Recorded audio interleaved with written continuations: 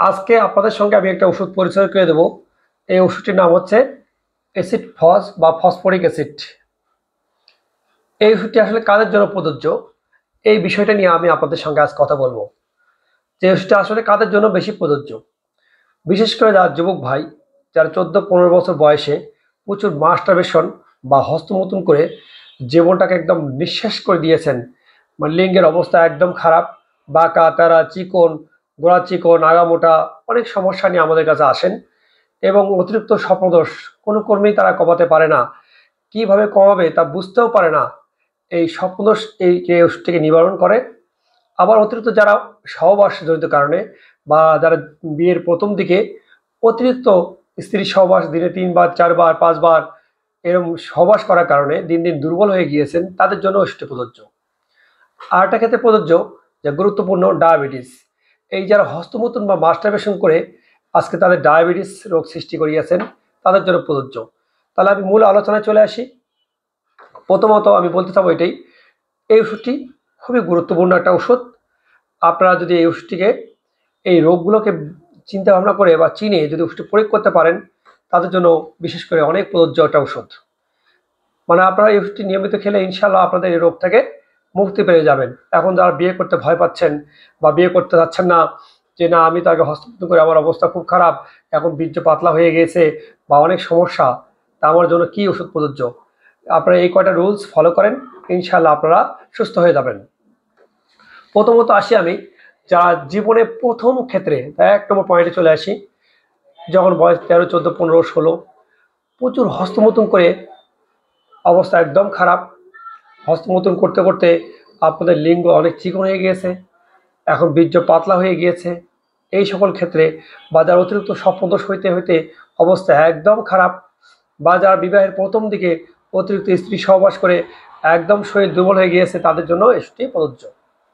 2 নম্বর আসেন যাতে হালকা উত্তেজনা হলে বীর্যপাত হয়, কোনো মেয়ে বিষয়ে কথাবার্তা বললে বা কোনো সেক্সুয়াল কথাবার্তা আলোচনা হলে বা অশ্লীল কোনো বই দেখলে তাদের কি হয়, লিঙ্গের মাথাটা ভিজে যায়, পানির মধ্যে বের হয়ে আসে। এটা কিন্তু বীর্য না, মূলত এটাকে বলা হয় মজ্জা, যাকে আমাদের হালকা উত্তেজনা বের হয়ে আসে কিন্তু শরীরকে অনেক দুর্বল করে দেয়। তৃতীয় নম্বর আসেন যাদের এইটু প্রসাব পায়খানা বেগ দিলেই ভাতের মারের মতো কি যেন একটা পিচ্ছিল পদার্থ যায়, আমাদেরকে এসে বলে যে এটা ভাতের মারের মতো বা সাদা একটা পানির মতো ঘন প্রথম বের হয়, তারপর প্রসাব হয় বা পায়খানা চাপ দিলে প্রথমে এটাই চলে আসে আগে, এক্ষেত্রেও প্রযোজ্য। আচ্ছা, এই ক্ষেত্রে আমাদের একটা ওষুধ প্রযোজ্য।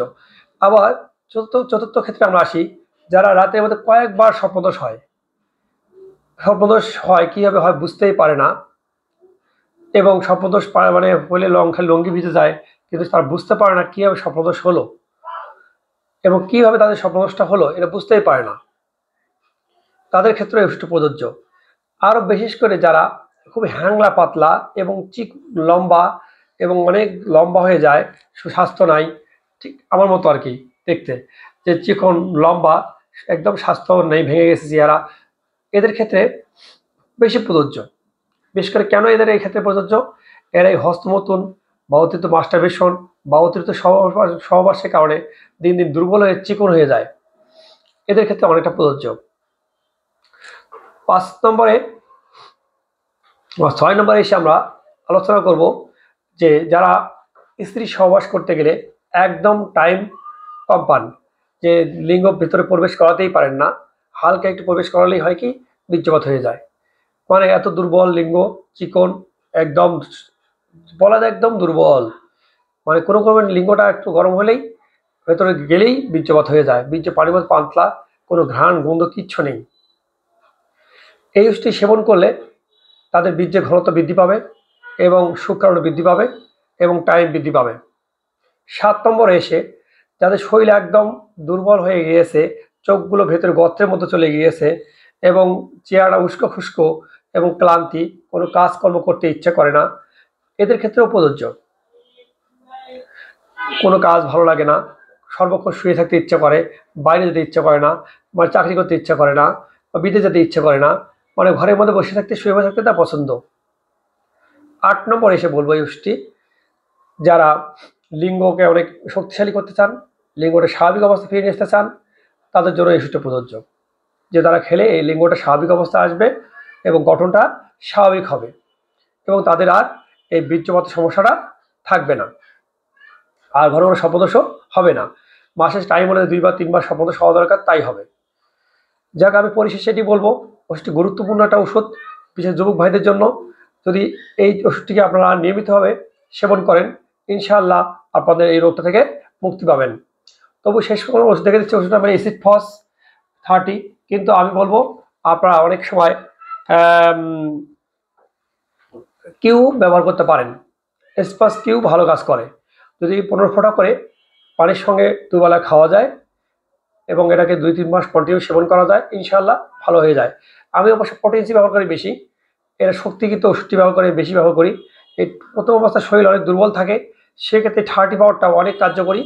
যদি আপনারা 1 ফোঁটা করে 7 দিন সেবন করতে পারেন, করে 21 দিন পর আবার 200 সেবন করবেন, এইভাবে হয়তো বা দেখা গেলো 2-3 মাস কন্টিনিউ পাওয়ারকে উচ্চ শক্তিতে ব্যবহার করে করে আপনাকে সেবন করলে ইনশাআল্লাহ এই রোগ থেকে মুক্তি পাবেন। 30 কিন্তু 21 দিন, 7 দিন সেবন করার পরে আর 14 দিন ওয়েট করতে হবে। তারপর ওষুধ বন্ধ রেখে 14 দিন মানে 21 দিন পর যে 200 2-3 দিন খেয়ে আবার 1 মাস ওয়েট করতে হবে। এইভাবে আপনারা আবার 1 মাস পর 1 দিবেন, আবার 1 মাস 2 ফোঁটা করে 2 দিন খাওয়ার পরে আবার 1 মাস ওয়েট। এইভাবে মোটামুটি আপনারা ধীরে ধীরে খাবেন, কারণ অনেকে আছে প্রতিদিন খায়, এভাবে কিন্তু কাজ করবে না। আর কিউ, যেটা এসিড ফস কিউ, সেটা কিন্তু রেগুলার খাওয়া যাবে, প্রতিদিন খাওয়া যাবে। আপনার যেটা ভালো লাগে আপনারা কিনে সেবন করবেন, ইনশাআল্লাহ আপনার যৌবন ফিরে আসবে, শরীরে মোটাসোটা হয়ে যাবে, শরীর দুর্বল থাকবে না, ক্লান্তি থাকবে না এবং সেক্স দুর্বল থাকবে না। আপনার সুপুরুষ হিসেবে একদম পরিচিত হবেন, আপনার যৌবন অক্ষত থাকবে। আর একটা ভালো কাজ করে এই ওষুধটি, যাদের চুল পেকে যাচ্ছে অল্প বয়সে, যাদের অল্প বয়সে চুলটা পেকে যায়, তাদের জন্য এই ওষুধটি খুব কার্যকরী। তা চুল পাকার ক্ষেত্রে এই ওষুধটিকে আমি ব্যবহার করে অনেক ফলাফল পাই, কিন্তু রোগীটা খেয়াল রাখতে হবে হ্যাংলা পাতলা, দুর্বল, লম্বা এবং অতীত ইতিহাসে মাস্টারবেশন বা হস্তমৈথুন বা অতিরিক্ত সহবাস, এই সকল লক্ষণগুলো আমাদের নিতে হয়। এইসব লক্ষ্য নিয়ে আমরা ওষুধটি ব্যবহার করি, খুবই ভালো কার্যকরী। রোগীটা শীতকাতর হয়, খুবই দুর্বল, ক্লান্তি হয়, উদাসীন, পড়াশোনা অমনোযোগী, স্মরণশক্তি কমে যাওয়া, অনেক লক্ষণ নিয়ে আমরা নেই। কিন্তু আপনারা খেয়াল করবেন, এইসব লক্ষণগুলো না থাকলে আপনারা ওষুধটি ব্যবহার করবেন না, কারণ বরঞ্চ যাদের সেক্স আছে, এসপস রোগী না, তারা এই ওষুধটা কিন্তু সেবন করলে তাদের ক্ষতি হবে। অনেকেই বলবে খালি ভালোই হয় না, হোমিওপ্যাথি ওষুধে কিন্তু ক্ষতিও করে। যদি লক্ষণ সাদৃশ্য না হয়, ওষুধটি আপনারা সেবন করবেন না। অবশ্যই আপনাদের এই বিষয়ে সতর্ক থাকতে হবে, কারণ হোমিও ওষুধ যত বড় কথাই বলুক, আপনার লক্ষণ সাদৃশ্য নিয়ে ওষুধটিকে ব্যবহার করবেন। ধন্যবাদ সবাইকে। আপনারা আমার এই চ্যানেলটা সাবস্ক্রাইব করে রাখবেন। ইনশাআল্লাহ আমি এই সেক্সুয়াল বিষয়ে বিভিন্ন ওষুধগুলো আপনাদের সাথে পর্যালোচনা করব পর্যায়ক্রমে। ধন্যবাদ সবাইকে আমার সাথে থাকার জন্য।